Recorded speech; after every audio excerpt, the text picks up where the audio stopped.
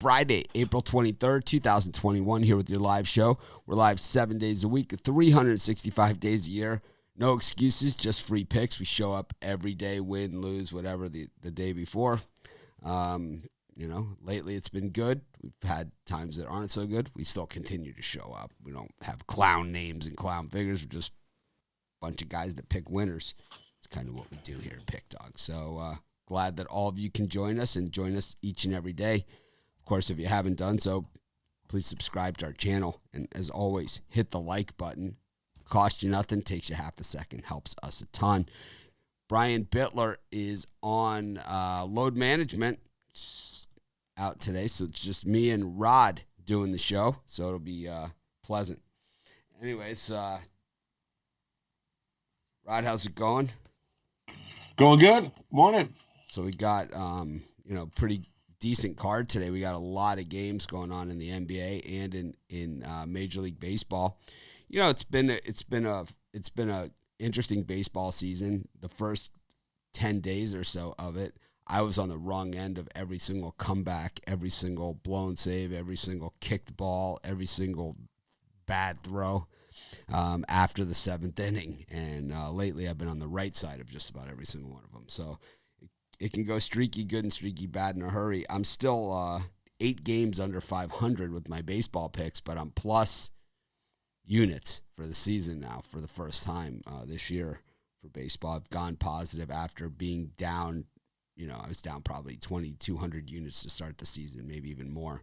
And I've done it 8 games under 500. I'm over. I have a plus units, which I'm proud of course. So I always say, if you can hit 30%, and have the right things, you could probably get to even money. If you can get to 50%, with the right teams, you can really make a lot of money betting baseball. I'm proving it out to you guys. So we're not just talking about it. We're actually doing it with you. So I'm excited that, all of our people that support us financially are making money back. And, I think with our free picks, we've been delivering as well. So I think everybody's been getting a pretty good deal here. Yep. So, anyways, we don't have Brian to kick around today. We'll just make picks for him and credit it to him. Give him. Dodgers run line, Yankees run line, Brian. Yeah, definitely. I'll put Brian down for Yankees run line, Dodgers run line. Yeah, I think he's on a 2-team parlay. I think is what he told me this morning. Yes. He's like 2-team parlay, Yankees, Dodgers. Definitely. Tampa Bay Lightning. Throw them in there. They're not even playing. Are they? I don't even know. Boston Bruins, probably in there, minus 300. Yes. Add them in there, too. Yeah, why not? Big cup of juice. Why not? Got the Hawks and the Heat, the Celtics and the Nets, the Hornets and the Cavaliers, the Rockets and the Clippers. First 4 out of the gate. Any of these 4 do it for you? For me, my theory yesterday of the hot diggity dog poop, then we should jump all over the Charlotte Hornets. But I think the Charlotte Hornets have checked out of their season. I think they're just ready to pack her in and go golfing. So I'm going to take the opposite of that theory yesterday, which worked quite well with the Bulls. I think the Cleveland Cavaliers come to play today. Give me the Cleveland Cavaliers on the money line over the Hornets. Cavs have just they love playing in Charlotte. 6-1 ATS their last 7 games there, and they just beat them a couple weeks ago. So give me the Cleveland Cavaliers on the money line over the Hornets in that one. I like that. And I like the Houston Rockets plus the points. I think that's too many. Clippers just play down to their teams, and I think the Rockets just hang. I think it's less than a single digit win in that one. Yeah, sometimes the notifications go out, sometimes they don't. But one thing I can tell you is right around 10:30 a.m. Eastern time, 7 days a week, 365 days a year, we go live. So, sometimes we're a couple minutes late, and that's because we changed the way that we do things. We shot the premium video before the show. This way we don't have any conflicts while we're doing the live show. We kind of all know we're all in sync as to what games everyone already has. So we can kind of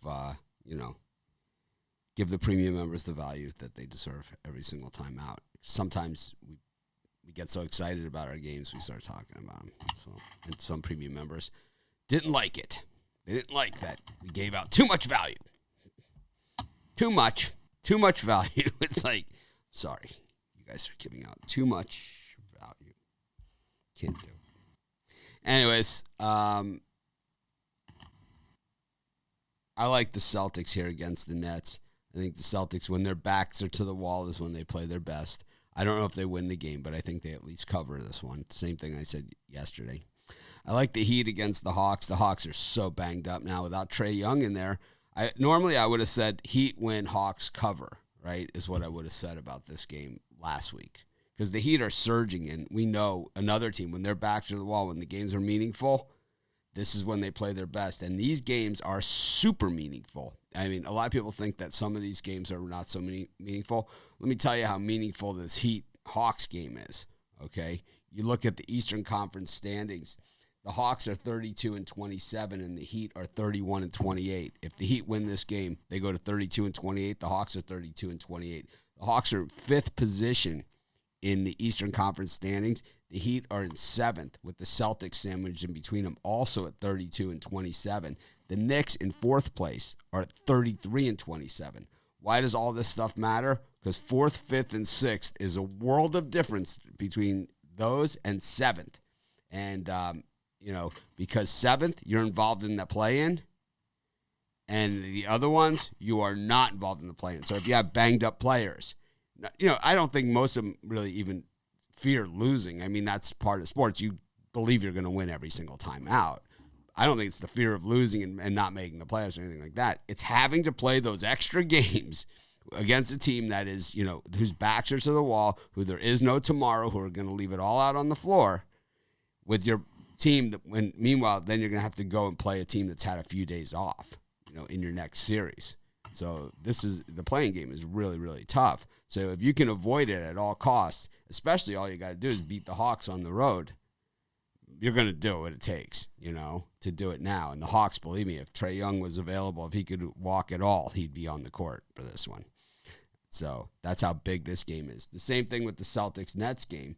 The Celtics are sandwiched in between there. They're actually at 6th at 32-27. The Nets take this one, and the Heat, if the Nets win and the Heat win, once again, same scenario. The Celtics could get bounced to the outside into 7 and 8. So it's just not a place where you want to be. So, and I think that at this point, we're close enough to the finish line. I believe the season ends in 3 weeks. So we're close enough to the finish line that these teams, they are very much paying attention to this, and they very much care.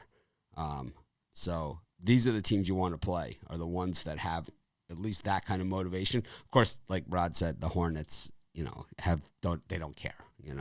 It's like they've had so many meaningful games that they've lost. It's like they've dropped from 4th to 8th, and they're looking at 9th square in the face. With a couple more, they could easily play their way into 9th or 10th. Unfortunately, sure don't look like it. Yeah. So we got the Clippers are a team that's kind of like, they're a game behind the Suns, and they're 2.5 ahead of the Nuggets. It's like, will they catch the Suns? Well, it's kind of, they're okay there at 3. Most of these teams, a lot of these teams like the Lakers and the Nets are teams that say, well, when we're 100% healthy, all we have to do is win one game on the road, and now we got home court advantage, so we don't have that much to play for here. I don't think the Lakers are as concerned at home court advantage because they believe that they could win on the road anywhere. And all it takes is one road win, and you have home court advantage. And all that whole season, that's what happened to the Bucks twice, right? They had the best record. All it took was one game. The Raptors beat them once, swung it. They had home court, and bye-bye. Bye-bye. It was all over, but they're crying. They're still crying about it. I like the best part was Mark Lazary when they had the break, the break between the COVID break in between the NBA seasons last year.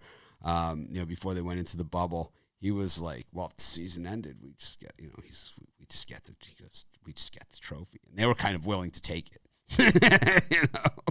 They were willing to take it. They would have gotten it.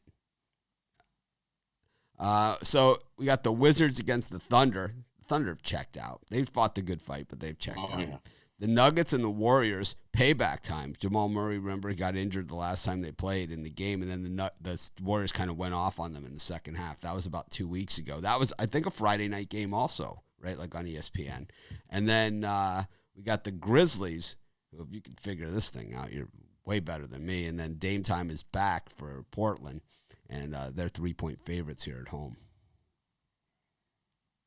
So for me, Portland 3 points favorites. They like to win on the money line. So Portland on the money line. Grizzlies plus the points in that one. I think it comes down to one of them Lillard last shots, like always, and he probably drains it and they win by 1. So give me the Grizzlies plus the points in that one. As the Grizzlies just solid, scrappy bunch. So I think they come scrapping again. So give me the Grizzlies plus the points in that one, and I like the Nuggets. I think the Nuggets come here. They're ready to play and get the win here. Revenge win over the Warriors here. I think Jokic comes and plays, and he shuts down this talk about people talking about, Curry's going to win MVP. Yeah, I don't think so. That's not going to happen. Give me, no. So he shuts him down right here tonight. He has a massive game. Give me the Nuggets. Jokic over points. He's gonna big game for him tonight. Someone's asking about the dog of the day. I'm thinking about bringing it back. I love the dog of the day, too. I miss it also, so I might bring it back. I stopped doing it because people weren't watching it, but I think part of the problem is the video player was broken on the site. So I thought people weren't watching it, but it's actually the video player on the site was broken. So I'm going to bring back probably dog of the day on Sports Chat. Because I know we have the video players fixed now. We're moving Sports Chat. There's going to be a whole new format of Sports Chat. You guys are going to love it. Love it. I love it. It's like we've changed, the look of Sports Chat many, many times over the year. In fact, we've changed the logo 3 times. But maybe 4 times we've changed the logo of Sports Chat. But we have a whole new look coming out. It is really cool. It's done by one of the people at one of the sites that you guys all use. It's 4 initials. It's a TV station, too. Starts with the, ends with N. Can't say it here what it is. But anyways, it's nice to have friends in good places. We don't have a lot of friends in the sports handicapping space, but in the mainstream sports space, we got a lot of good friends, right? So it's like we might not be friends with the sports handicapping sites, but we are friends with ESPN, CBS, and USA Today. So good people to know. Anyways, I like the Wizards here against the Thunder. The Thunder just tapped out. I like the Blazers against the Grizz. I think to me the Grizz, they get so sloppy. The more games they get over 500, the sloppier they get. Now they're starting to pull back to that 500 number. So they'll leave Portland at 500. I probably won't bet the game because I could see that being a 1-pointer too. Because that's the type of game that the Blazers win, and that's the type of game that the Grizzlies lose. So I would go Portland money line if I was going to bet that one, which I'm not. And I'm boycotting the NBA, until playoffs. And I like the Nuggets to bounce back here too.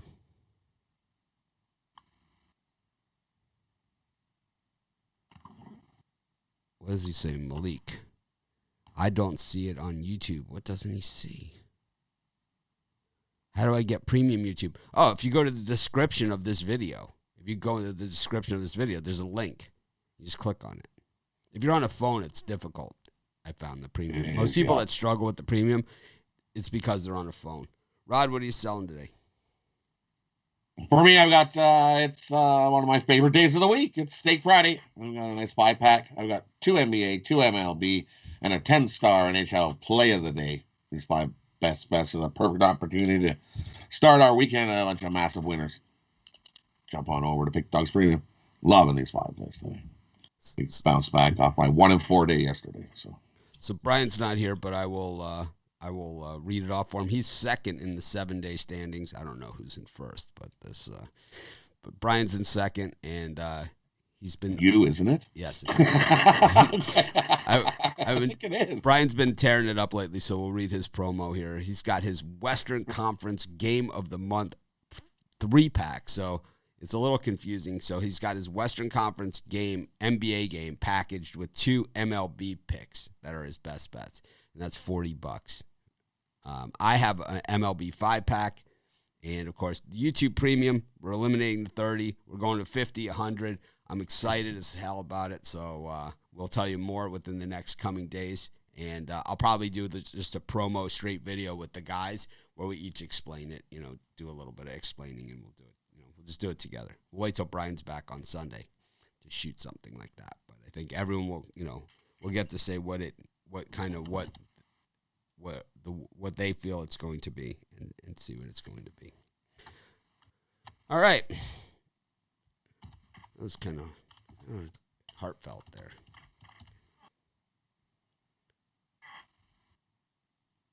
Got the Cubs and the Brewers. We have Cubs Brewers for the matinee game at Wrigley. Good old school 2:20 Eastern time at Wrigley Field. Then we got the Orioles and the A's. We've got the Mets and the Nationals. We got the Red Sox and the Mariners, and the Rays and the Jays. Rod, any of these 5? For me, I'm gonna go. I'm not gonna lay minus 319 with DeGrom. Jeez, Eric Fitty ain't much better, but I think the Nationals here. That's too many. I think it's a 1-run game. Give me the Nats plus the 1.5 in that one. Keep it a 1-run game. If not, maybe surprise them. But give me the Nats plus the 1.5. I like the over in the Cubs and Milwaukee game. I think we're definitely going to see some runs in that one. And I also like the over in the Boston and the Seattle game. It's at 9.5. I think we're going to see a whole pile of runs in that one. Give me the over in that one. Bats wake up. Tons of money coming in here on the Cubs, but I'm going to take the other side here with the Brewers. I don't care. I really don't care. I was on the Cubs last night. I did it on the video as well on the YouTube Premium. I just had nothing else to go. It was a short card, so I gave out one of my premiums, and it was the Cubs. And I felt dirty. I took a shower after the thing. After we shot it. But, it ended up cashing, but I don't think you can count on the Cubs cashing. I mean, they did have a chance with nobody out and a runner on third and couldn't get him home in the 8th. So I think that, the Brewers are just cold-blooded right now, man. They are just 7-2 on the road. They are just immune to Kane and Yelich both being out of the lineup. They've just been unbelievable. So very, very hard to get away from them. Their starting rotation has a 1.99 ERA. The Cubs' starting rotation is 5.46, and Hendricks has certainly been part of that. When you look at the money, the Brewers have been straight money so far this season. So I just don't see how you get away from them here. It doesn't make a lot of sense to me. The Brewers plus 280. As far as the money goes, the Cubs minus 203. I think it just continues. I think it just continues. I know it's going against all the money line movement and all that other stuff, but actually you're starting to see that peel back a little bit the closer it gets. I know Anderson's been murdered by these Cubs hitters, but these Cubs hitters aren't hitting. With that runner on third, right? With that runner on third last night, Baez swung at a ball so here's the plate right here. And I'm not exaggerating at all. The ball was here, and he swung. It's like, I'll tell you what, that guy gets up again when I'm pitching. If I'm pitching this guy, I'm throwing 3 balls in the dirt. This guy's going to swing at it, Seriously, why bother? It's kind of like when Soriano was on the Cubs. You just throw 3 balls in the dirt. And it's like, strike them out. It's like, joke. The Cubs' confidence at the plate just is shot. And even though they had the big offensive explosion the other night, they look shot. Rizzo looked shot. Bryant, was never good in meaningful at bats. He did hit the double last night, with guys on. But normally in meaningful at bats, he's just not there. So I'm going to take the Brewers here. I know, like I said, I know the money says opposite, but I don't care. Taking the Brew Crew. I like that over in Seattle, Boston with Kikuchi and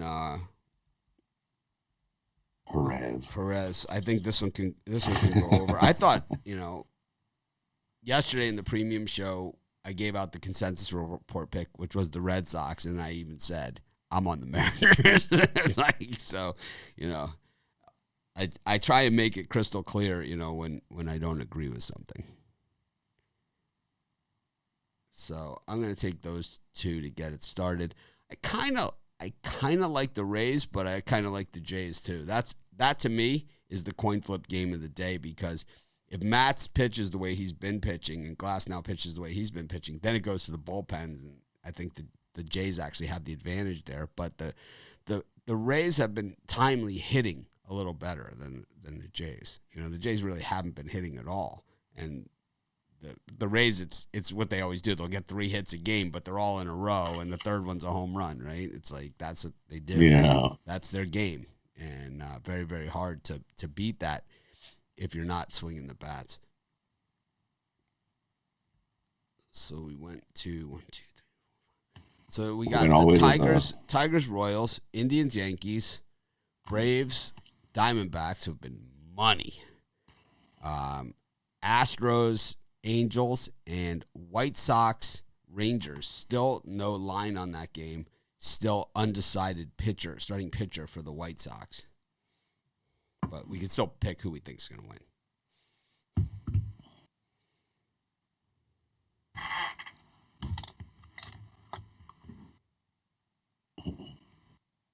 For me, I like Arizona here. Give me Arizona over the Braves. I'm not gonna lay that kind of juice with that pitcher starts for the Braves, who I'm not even going to attempt to pronounce it. I'll butcher it bad.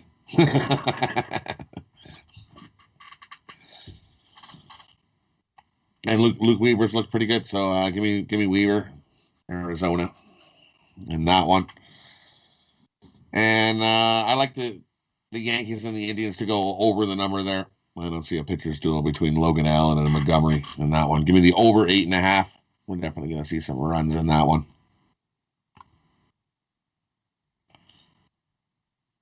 2 I like there. All right.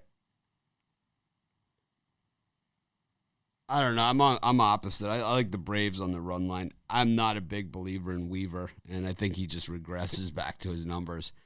He's got to show me a lot more than what he's shown me so far. I'll take the Braves on the run line. I think it's going to be a high-scoring game. I also like the over in that game.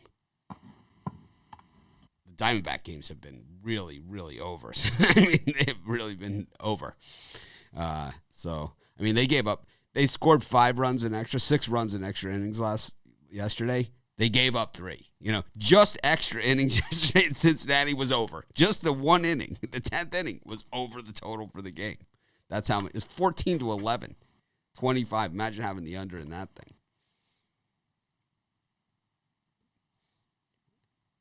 I like the White Sox against the Rangers.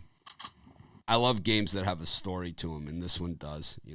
Dane Dunning, he was acquired by the White Sox in the Adam Eaton trade from the Nationals. He was part of the deal. So the White Sox traded Adam Eaton to the Nationals. They got Lucas Giolito, Dane Dunning, and a bunch of other guys, all for Adam Eaton, who is now back with the White Sox. But this past offseason, the White Sox traded Dunning. It wasn't like they wanted to get rid of him. It wasn't like they didn't have faith in him. It wasn't any of those things. It was they had the opportunity to get Lance Lynn, and the Rangers wanted Dunning. Was the guy they wanted. So they gave him Dunning, and he has delivered for them. But Dunning has a .6 ERA heading into this game. He's not a .6 ERA guy. And when he pitched at Chicago last year in that stadium, he was not a .6 guy. He's a good pitcher. I liked him when he was with the White Sox, and I believe he is a frontline starter. He's probably a number 2 starter, at some point in his career. But maybe even evolves to be a number 1. He has that type of stuff.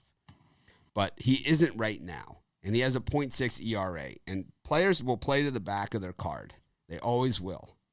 And you have to think if his numbers are too low, he's going to get hit. I don't care who's pitching for the White Sox. I don't care. I like him. I also like Zach Greinke over Andrew Heaney. I just have to bet against Heaney. I can't help myself. I wouldn't give it out as a premium pick because I don't like the way the Astros are playing so much. But I can say it here among my friends. I don't care who's pitching against Heaney. I'm taking the other side. I don't care if it's Cashner. Well, maybe if it's Cashner, I'm not doing it. But it's, if Andrew Heaney's pitching, I'm taking the other team. He's bad. He's one of the most overrated players to ever come down the pipe. He was considered the top prospect of prospects. He's had an ERA below 4 once. Most of the time, he's mid-4s to 7. He's going to get hit hard. We got the Reds and the Reds and the Cardinals. These two teams like each other a lot. And then we got the Pirates and the Twinkies. We got the Giants and the Marlins, which I lost on that one. That was my only loss yesterday. I took the Marlins, and I knew it when I put it in. I was like, I want Seattle. I don't know why I didn't take them, and I took the Marlins instead. I knew it was going to be a tough game because that series last week was so tough between those two teams. Oh, Vince Velasquez is pitching at Coors Field against the Rockies. This guy gives up the longest home runs in a regular stadium. You can only imagine the moon blasts that are going to happen here. And then you got Clayton Kershaw and Yu Darvish capping off the night in Dodger Stadium. What a great game that was last night. It just shows you how close it is and why, over 162 game season, why the very best teams, it's hard for them to win over 100 games. Because you just saw how many plays down the stretch in the 8th and 9th inning had to be replayed. There was just razor-thin margins, and the Padres got the calls on both of them, and that was the difference in a 3-2 game. It was a really good game last night. Of course, I had the Padres, so it was a really good game. At plus 150. But, Rob, what about these 5? I like the Padres again. I'll take Yu Darvish over Kershaw. So last week, when they played, it was 2-0 Kershaw, and the winning run was Yu Darvish walked Kershaw with the bases loaded to make it 1-0. It was like he was mad. He was freaking Steve. He thought it was a strike. I mean, number one, it was a 3-2 count. He thought it was a strike, and they gave him the pass, and that was all they needed. But the bottom line is, if you score 0. You're not going to win. The Padres scored 0, and you can't win if you score 0 runs. Very hard. It's impossible. 0 runs isn't going to do it. 1 run could do it, but 0, you're never going to win with 0. The first of 3 wins this game. I like the under as well. I think again another pitcher's duo. And give me the Giants. Giants keep rolling up and getting wins. Give me the Giants over the Marlins in that one. And I also like the Rockies with the Velasquez pitching for Philly. Oh, give me the Rockies in that one.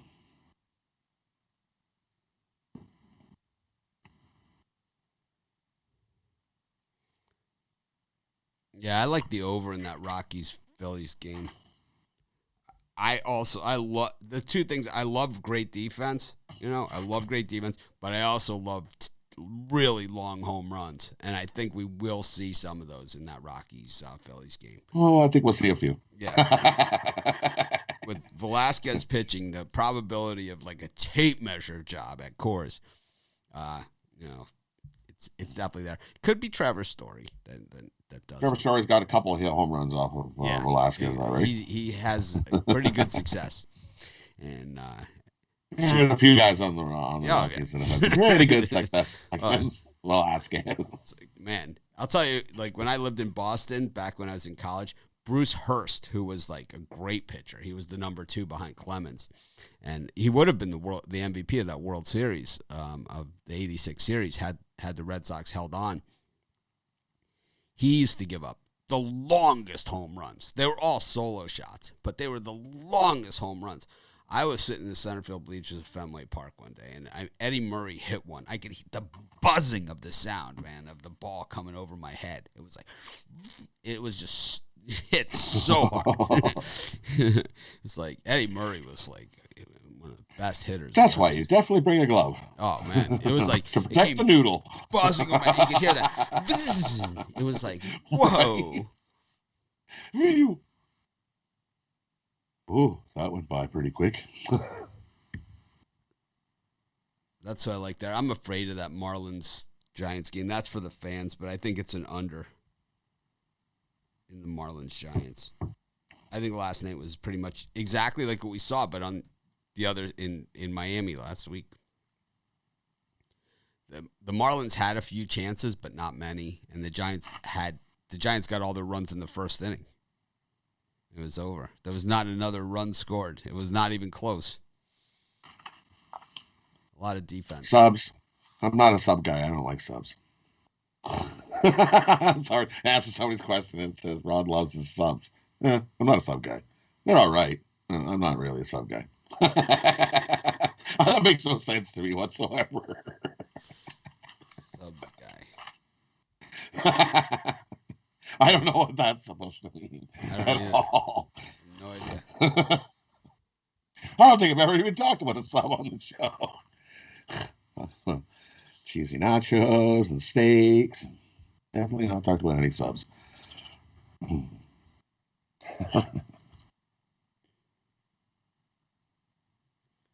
we got some hockey tonight. There's always a few hockey. That's getting close to be wrapping up too. I think we're down to 9 games, most teams.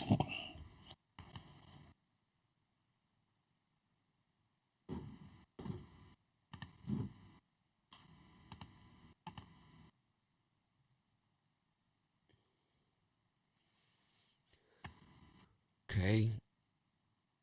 Got the Bruins and the Sabres, the Rangers and the Flyers, the Blackhawks and the Predators, the Flames and the Canadiens, and Minnesota and Los Angeles.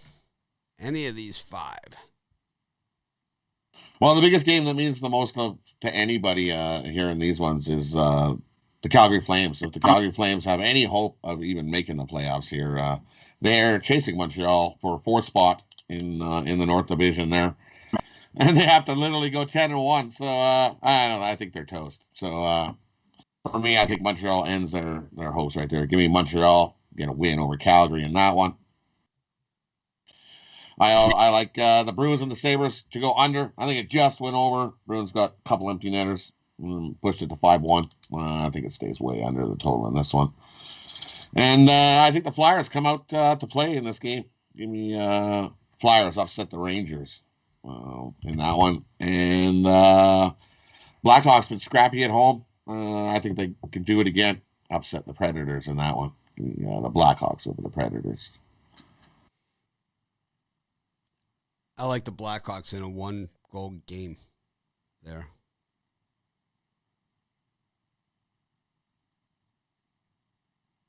I like the I don't like the Rangers so much. I think that game is pretty tough. Taking the Flyers. Let me see. I like the Kings on the puck line. Hot diggity dog. I would say the Blackhawks will have to be the Mitchie Pucks play. Blackhawks. And my hot diggity dog, too good to be true. Kings on the puck line. They're solid on the puck line. 13-8 at home. Yep. Smudges are only 11-13 on the puck line on the road. It's a nice one.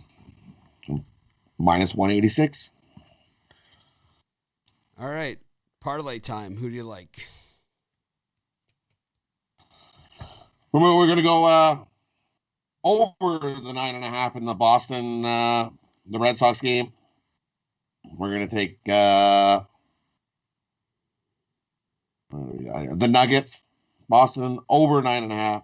The Nuggets minus a couple points. And the Bruins under 5.5. We'll do another mixed sport one. I'll go the under in the Marlins Giants game. The Wizards and the Heat.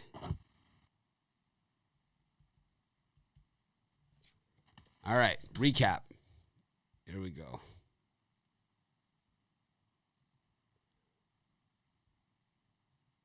You're up.